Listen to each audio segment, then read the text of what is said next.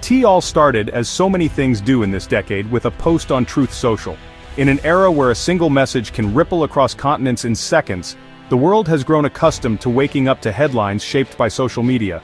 But this post was different. It wasn't just a fleeting comment or a political jab, it was a declaration that would upend the delicate balance between two of the world's closest allies. On July 11, 2025, President Donald Trump announced a sweeping new 35% tariff on all Canadian goods, effective August 1st. The news broke in the early morning hours, catching both markets and governments off guard. The announcement was delivered with Trump's trademark bravado, promising to put America first and end unfair trade once and for all.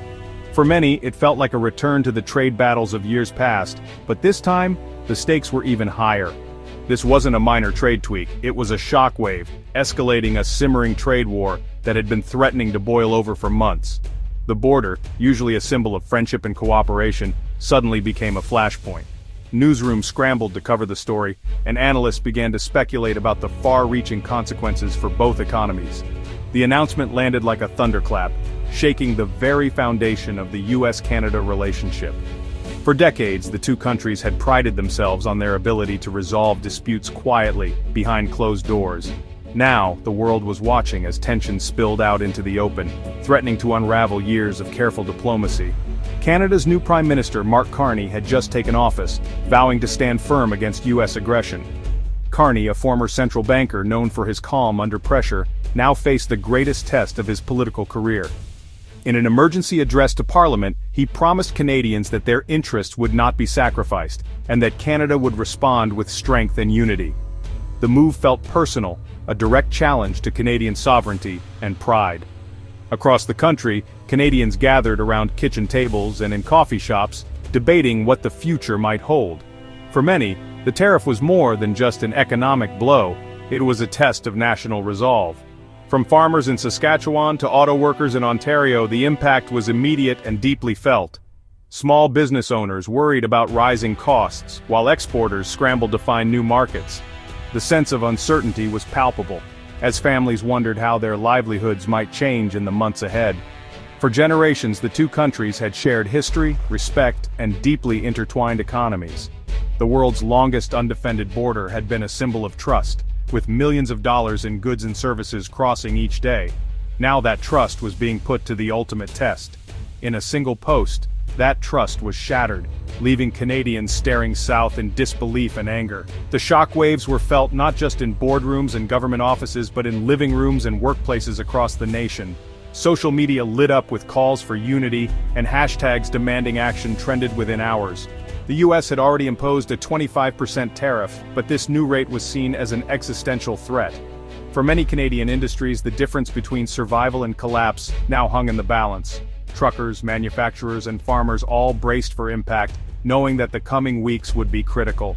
The message from Washington was clear: the old rules no longer applied. The era of quiet compromise was over, replaced by a new age of confrontation and uncertainty.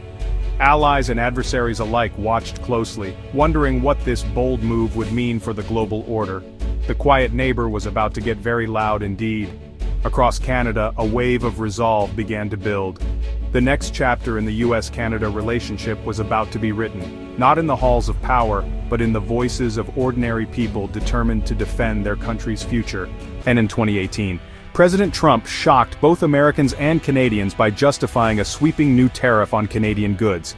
His reasoning? He pointed the finger at Canada, claiming it was responsible for the flow of fentanyl, a deadly synthetic opioid, into the United States. Trump's rhetoric was blunt and accusatory, painting Canada as a key player in America's devastating opioid crisis. The move was as much about political theater as it was about policy, with Trump using the White House podium to amplify his message and rally his base. The White House doubled down, issuing statements that accused Canadian officials of turning a blind eye to the crisis. They argued that Canadian inaction was fueling the epidemic, and that only harsh trade sanctions would force Ottawa to act. The administration's narrative was clear: Canada was to blame, and the US had no choice but to respond with economic force. This framing dominated headlines, stoking fears and justifying aggressive new policies. But when experts and journalists looked at the numbers, the story fell apart. In reality, over 21,000 pounds of fentanyl were seized at the US-Mexico border in a single year, while just 43 pounds were intercepted at the Canadian border. The data made it clear. The vast majority of fentanyl was coming from the south, not the north. The administration's claims simply didn't match the facts on the ground. Canadians were quick to notice the disconnect. Many saw Trump's accusation as a smokescreen, a convenient excuse to justify economic bullying and distract from other political controversies. Canadian media and citizens alike pushed back, calling out the US for using the opioid crisis as a pretext for trade aggression.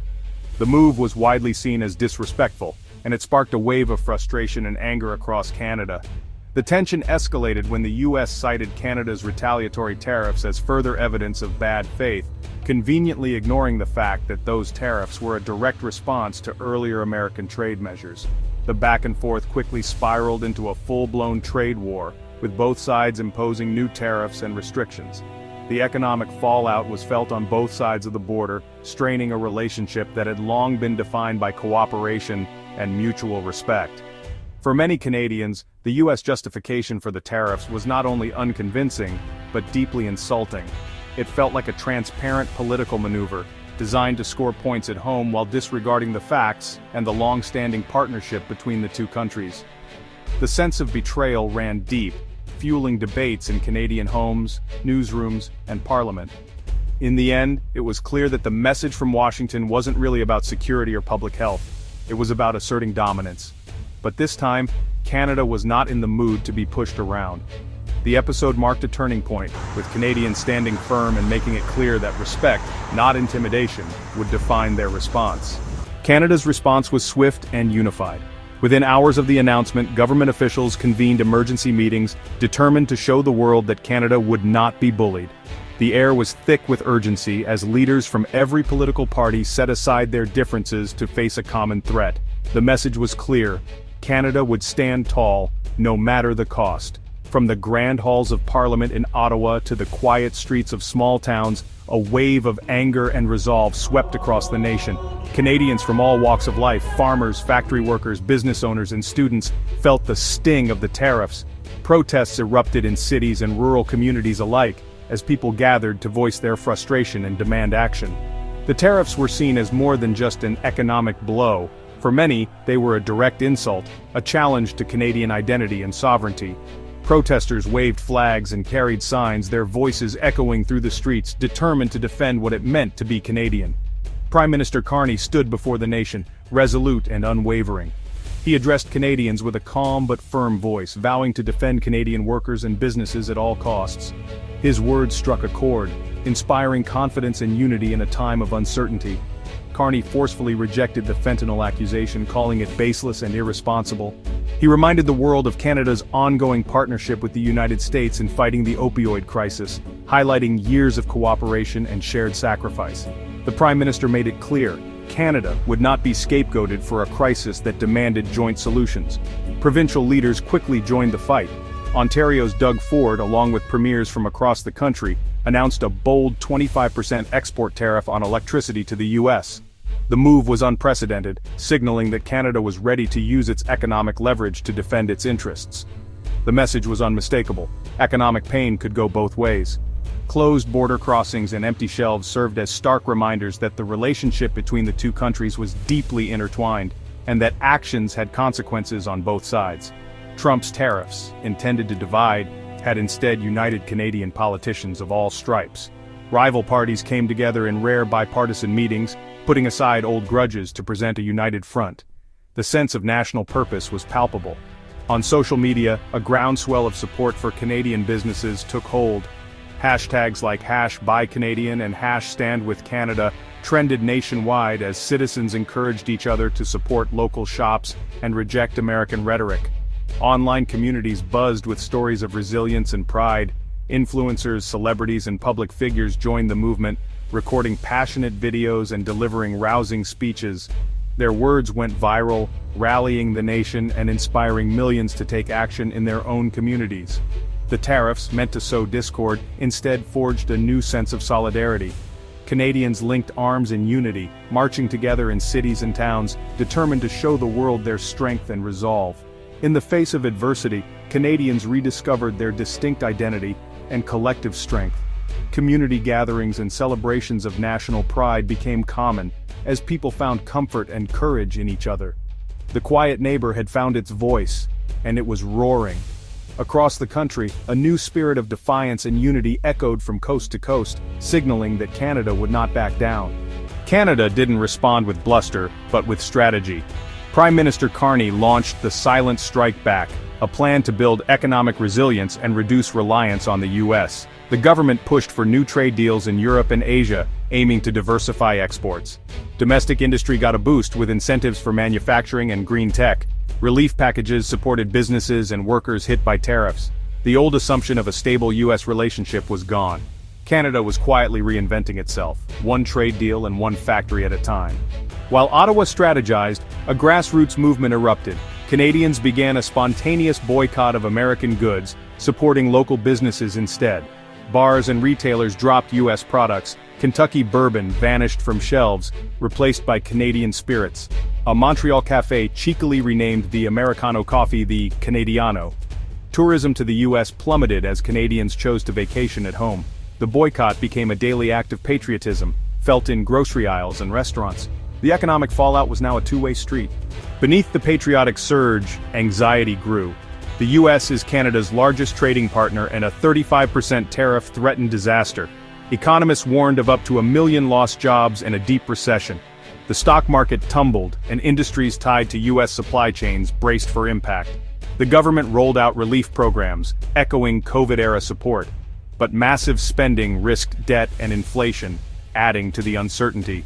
Canadians were united in defiance, but the cost was becoming painfully clear. The spirit was strong, but the economic test was just beginning. The tariffs didn't just hurt Canada, they ricocheted south. U.S. industries relying on Canadian materials faced higher costs, driving up prices for consumers. The Federal Reserve warned of inflation and economic slowdown. Canada's retaliatory tariffs targeted politically sensitive U.S. goods like Kentucky bourbon and electricity. American businesses lost access to a $350 billion Canadian market. Farmers, manufacturers, and tech companies all felt the sting. The tariffs, meant to show strength, revealed deep mutual dependence. The pain was shared on both sides of the border. Out of conflict, a new Canadian identity emerged. The trade war fused the country together, sparking a surge in local pride. Boycotts were just the start. Support for Canadian artists, travel, and innovation soared. Businesses sought new markets and invested in technology. The era of over-reliance on the U.S. was ending. Adversity strengthened Canada's sense of self and unity. The crisis clarified what it meant to be Canadian, resilient, independent, and proud. A stronger, more confident nation was taking shape. As summer 2025 unfolds, the Canada-U.S. conflict remains unresolved. The 35% tariff is a stark symbol of a fractured alliance. But Canada is writing a story of resilience and reinvention. The silent strike back and diversification are now core national strategies. The crisis has redefined Canadian identity and purpose. Symbols like the Canadiano and local boycotts mark a new era. The real legacy may be the unity and strength forged in adversity. Tested by fire, Canada is emerging more innovative, independent, and resolutely itself.